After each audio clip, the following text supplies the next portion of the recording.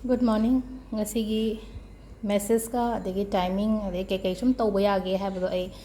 share tawrage ko ngasigi oina ngasigi video sai tare ko ada sidagi dum hadi 1 2 3 sidagi ama khanbirase ko ahamba khanba ani shuba khanba ahum suba khanba aduga amana hoi sidagi hena ngangkhatpade ai ngammaroi ko hadi video se hadi ayukta sum aina nami video se 6:30 sai da nambane ko ada sidagi hena ngangkhatpa haraga di suma ko yum leibanina hai tare ngang ke ka leibanina hai se na ngang khapadi katang pharak tare waro buino ko ai yari ngai nipan sai se da thagalakna ba hot pudi hona ge ko ado khrang ngang khatpa hai se mari manga da yam pharak hadi ngarang number video natabani na hai ta nimitu gi oina aina lokthokpa card oibagi ne ba ngarang nungdang namam boi ta di ka shukai de ko haide akoina numit ki yeng bani na haidi ngasi gi ora ka di ngasi lokthokpa na phaina ngarang lokthokpa to kai ka ne ado ngarang ai ngarang tawra tawbe ta ai numit tu gi oina ai satok ke na dai tawra tawbani ko aduna sida kharang ai yeng di yeng ke khrang ngan khatpa ngam braina ado haidi nipan sida dum heta ta gi ba ya de ba ado sida khan bi rasi ko ahamba card number 1 ko the moon hena card am lai ko haidi moon se hojik se ishada nuai taba kai ka mayam ma haidi losalaga thamamgani ko haidi haidokpa ngamdaba hai tare ko haidokpiyo ko aduda haidi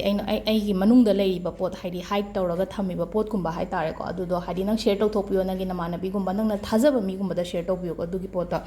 ado sida number 2 khanba ngai gi na haidi 9 of 1 saina lai ko se waba do makak thaba inkhang tawbada yamna waba chok thaba haidi even haidi sokpa pan bawa yarong gani ko haidi haidi thaba inkhang gi wana ta hakitang asopan gumba jo thokiba keno tawba su yai ko aduna khara pothabiyo ishagi oina hai tare ko haidi matam kai thokpiyo ai gi damakta hai tare ko aduga khwai last ke sena stars ena like ko star se phai ko dum haidi sida phai haraga di haidi changes kumba khatang lakpa yai ko ngasi se afaba gumba lakpa hai tare aduga timing sina pung mapan ga ayuki ko ayuki se mapan ga minute kunthra tare tagina pung 12 ga minute nifu humdoi phawam phare ko aduga nungna wairam gi sina pung taruka minute nifu ga nipan dagina nipan ga minute 30 phawom leire aduga nungna khatang thengda baisina papan ga minute nifu humdoi dagina ahingi 12 gi 12 ga minute kunthra nipan phawba ma leire ko adu sida leire akhoi gi timing ga card ki message sina ko aduga amana kaino ha meta ngasi gi ena haido kaino gi sankasti chaturthi gi aina taw haiba rituals ngai to aina ngarang dom video hakhiona adu da haipe ding view ko ado ayukta baro mamang da tawi bada kai ba kem leite ko ado ngasai khwai first ki ritual du dang de ba hadi ngasai aina ayukta thamki ba ising do adu do nungda wairam da hadi tha da kat piu habne tha da yenga ga hayo habne bising do ko aduga atai di keno taw mayam do hoi nang hodre na khala se ba ayukta do nungda wairam gi horen leigum ba kat pi di ai ba hadi lei kat pai ta lei trauma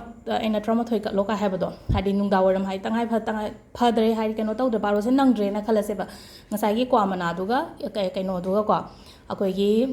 kari makha ta ba ahum ngai do hadi mari ni ne share to do aham bai do di ayukta katlaga thambira mo ban nungdang hai ga damne do ahum du di hadi adum hore nungdam to ro kai ba budi ka shu leite ko hadi tangai phadraga de yaraga di baro mang to biro do hadi nangdraga na hore nungdang adum to ba nungdam gi lai khurama matam da to ba yai ko ado sida leire ngase gi card ki message ka geno ga ado angang gi like pa ba gi concentration gi kai gi en hai bane adu do ai je khatang thenge aduna hayeng oina phajana share tawrage du do haidi angang like pa matam da haidi concentrate kamaina to hongada ge khot kada ge haiba adu gi practice to hai tare ko sidi practice ni ko haidi brain exercise hai tare ko haidi kamaina ko ni yum da sum tawba yage haib do adu share tawrake ko hayeng sa ado sida leire ngasi gi videos aduga som choi dana ngasi gi keno tawbiyo ko ado yaraga di fasting gumba tawbiraga di life ta gi obstacles gumba remove tawgini ko obstacle remove tawba hairaga di ai gi life ta hojik lairiba khudong thiba hai ta lakadaba sum life ta ayet apan leibodo adu do remove tawnabagi damakta ni ko ado sida leire ngasi gi video se ma'am thank you